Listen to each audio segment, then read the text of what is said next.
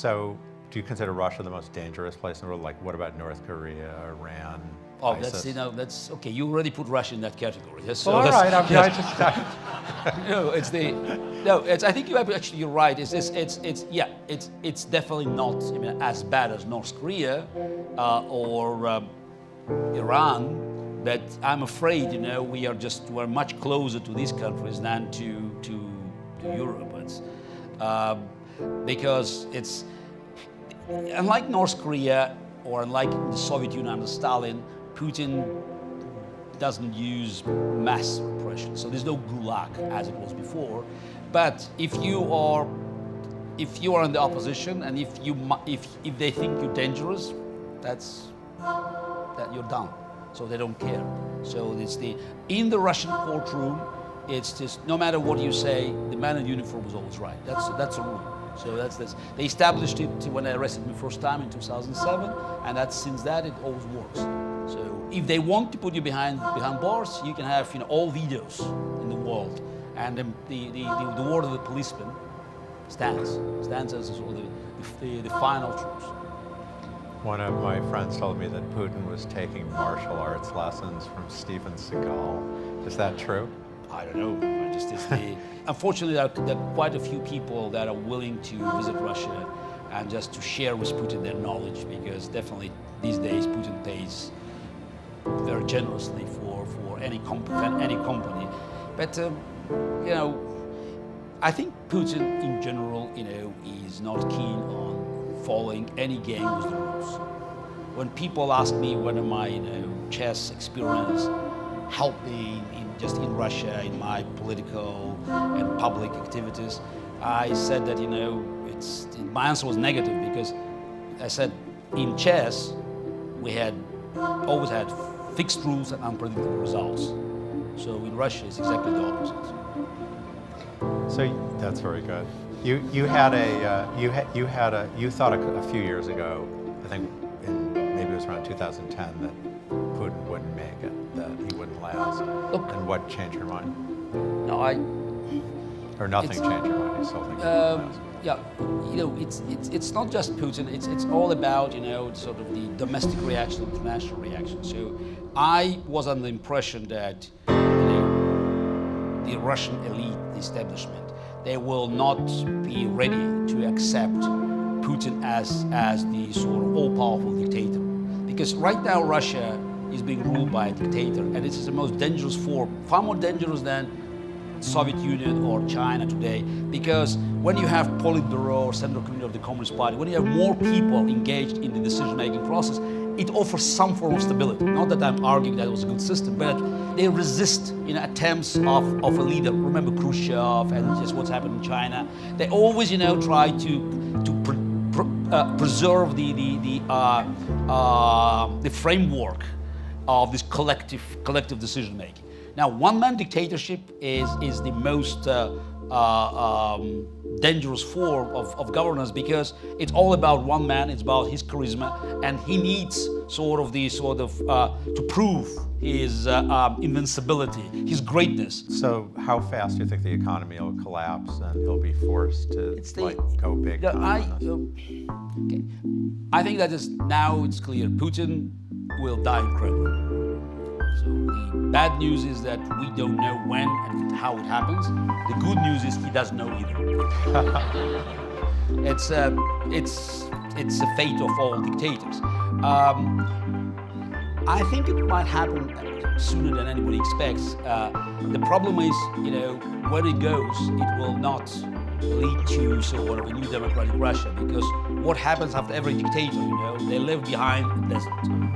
He's there for a long time because he eliminated political opposition, and he spoiled the minds of millions of his competitors.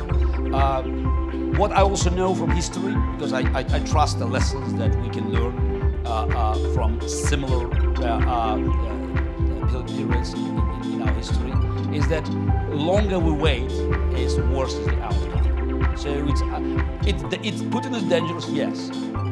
Confronting him today is dangerous, yes. But tomorrow the price will go up. No matter how bad is the outcome today, tomorrow it will be worse. And the day after tomorrow it will be even worse. Again, 36, 37, 38, 39.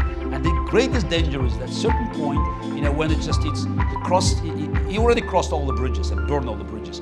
But when he brings the entire nations behind him, because they believe he has a lucky star, he can take whatever, Sudetenland, Austria, Danzig, Crimea, without any fight. So it's so easy. People believe that they must follow. And then you have not one crazy dictator and he's in a circle, but the entire nation rallying behind him. So I think it's unlikely because Russia today, politically, economically, militarily, is not as strong as the Soviet Union or Nazi Germany. But again, the nuclear weapon creates sort of a new equation, and hopefully we'll never deal with that, because as you said, the economy is biting, and if sanctions stay for another year, I think it might lead to quite a dramatic and unexpected collapse. And so, what should the West do? Just to conclude, so you say they're doing sanctions. What should they do? Oh, they're doing small sanctions, very mild. So there's a lot of room to expand on the sanctions. But before we talk about what West should do, we should agree on what the West shouldn't do.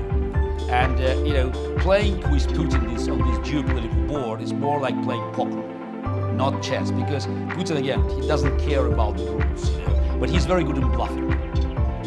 I say that he always, can win by having a weak hand. He has the pair of 6, and he acts as if he has Flash Royale. Obama has a full house, and he flashes to the toilet.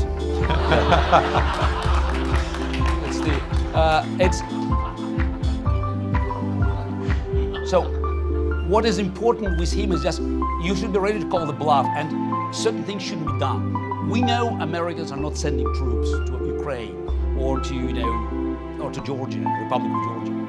Fine. Why you are saying it in public? So just why you are saying what you are not going to do?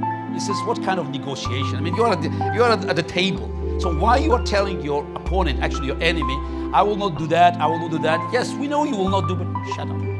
Yes, Russian foreign minister said the whole idea of sanctions is to topple Putin's regime. Immediately American embassy in Moscow said, no, this is not a goal. First of all, this is the goal, but shut up, don't say that, because they are afraid. Why you're trying to give them comfort? It's all the governments, they're trying to pretend that they can negotiate. Don't negotiate, so just show strength. It's all about strength. Dictators have phenomenal animal instinct. That's why they can survive for so long. And they can strive without indecisiveness and weakness. They can smell it. And they always back off when they feel strength. So it's in 1948, Harry Truman ordered American air supply to West Berlin. And don't tell me that Stalin in 1948 was less dangerous than Putin today. So for 11 months, American and British planes have been supplying West Berliners. Stalin hasn't shot a single American plane because Harry Truman was not making jokes. He knew he already used the most powerful weapon, and Stalin was afraid. He could feel that this is not a man to play games with. So it's the Cold War mentality is not about using force all the time. I think that's what happened with America in the last 14 years, because you had 2 administrations. One president used force all the time, another one doesn't want to use force at all. So there are two opposite strategies, and both are wrong, because you want to be in a position to make a credible threat. You want to have credibility, and the problem is that the credibility of the Oval Office, the most powerful office in the free world, has been badly damaged. And it's what is needed now is to restore it, and not to sort of play into the hands of Putin, who can use every opportunity, just to split, the coalitions, because he doesn't care about reputation. He can say whatever he wants. He can lie. He doesn't have a Congress. He doesn't have the free press. So this is an advantage of a dictator. We just have to. I certainly thought one of Ronald Reagan's more brilliant moves was he was worried about Cuba, he was worried about Nicaragua. So what does he do? He invades Grenada ostensibly that there's some American medical students he's worried about my joke about that, by the way, is we really wanted to save American lives. We made sure they never came back. But you know, it's a little bit like Putin invading Crimea, which was sort of easy, but it scared everybody and makes them think, you know, that's credible, but he wants to do more. I have a very different view because I was born and raised behind Iron Curtain. So, and from our perspectives, you know, what Harry Truman and Ronald Reagan did in confronting communism was, you know, was indispensable. So, and we're grateful that there were those strong presidents who actually stood against communism and helped us to be liberated.